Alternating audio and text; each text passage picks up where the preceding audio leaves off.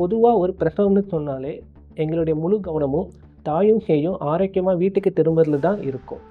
ஆனால் ஒரே பிரசவத்தில் 3 குழந்தைகள், அதுவும் குறை மாதத்தில் ரொம்பவும் கம்மியான வெயிட்டோட பிறக்கும்போது அது எந்த ஒரு மருத்துவ குழுவுக்குமே ஒரு பெரிய சவாலாக தான் இருக்கும். வணக்கம், நான் டாக்டர் உமாசங்கர், பொருணை ஹாஸ்பிட்டலில் பீடியாட்ரிஷனாக இருக்கேன்.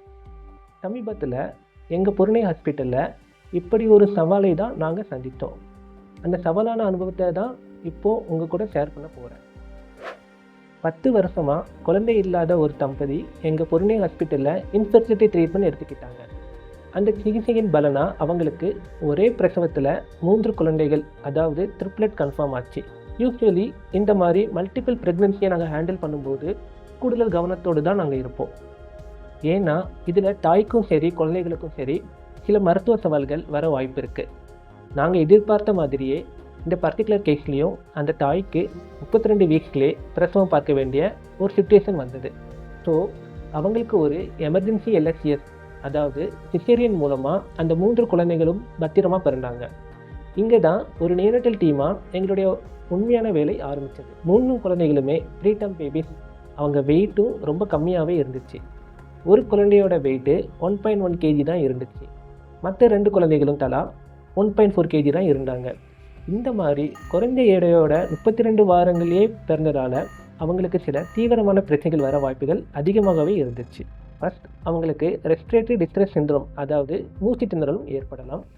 இரண்டாவதாக, அவங்களுக்கு உடம்போட வெப்பநிலை குறைஞ்சி போகலாம். இதைவிட முக்கியமான உடம்புல எதிர்சக்தி குறைவாகவே இருக்கிறதுனால அவங்களுக்கு நோய் தொற்று ஏற்படவும் அபாயமும் அதிகமாகவே இருந்துச்சு.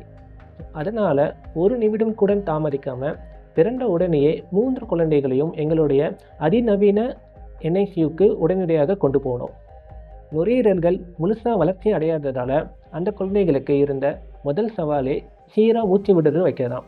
இதுக்கு நாங்கள் CPAP என்கிற கருவி மூலமாக சப்போர்ட் கொடுத்தோம். அது மட்டும் இல்லாமல் சர்ஃபாக்டன் என்னும் மருந்தும் டைரெக்டாக லங்கில் செலுத்தினோம். இது அவங்களுடைய சின்னஞ்சிறு நுரையீரல்கள் சுருங்காமல் பார்த்துக்கிச்சு, சீரான சுவாசத்துக்கும் ஹெல்ப் பண்ணிச்சு. நெக்ஸ்ட், நோய் தொற்று. இதுதான் குறைமாத குழந்தைகளுக்கு வர மிகப்பெரிய அபாயம். அவங்க எதிர்சக்தி ரொம்ப கம்மியாகவே இருக்கிறதுனால ஒரு சின்ன இன்ஃபெக்ஷன் கூட உயிருக்கே ஆபத்தாக மாறலாம். ஸோ நாங்கள் அவங்கள சுற்றி ஒரு ஸ்டெரைல் என்விரான்மெண்ட்டை மெயின்டைன் பண்ணோம்.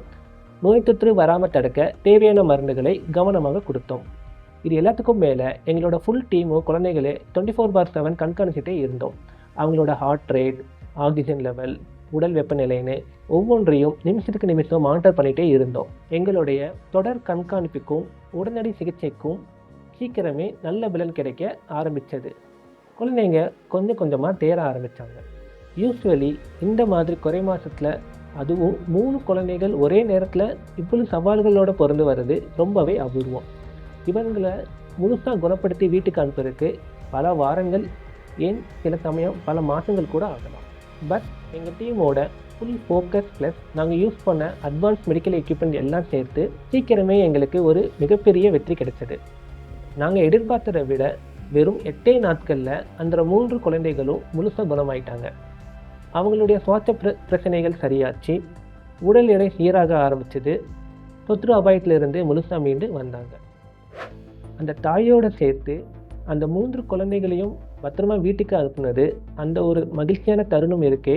10 வருஷமாக அவங்க பட்ட கஷ்டத்துக்கும் எங்கள் டீமோட உழைப்புக்கும் கிடைச்ச மிகப்பெரிய பரிசு அது. இந்த கேஸில் இருந்து நாங்கள் தெரிஞ்சுக்கிட்டது ஒன்று தான், சரியான மருத்துவ கவனிப்பும் நவீன தொழில்நுட்பமும் ஒரு ஃபுல்லி டெடிக்கேட்டட் டீமும் ஒன்று சேரும்போது எவ்வளோ பெரிய மருத்துவ சவாலும் சுலபமாக ஜெயிக்க முடியும். நன்றி, வணக்கம்.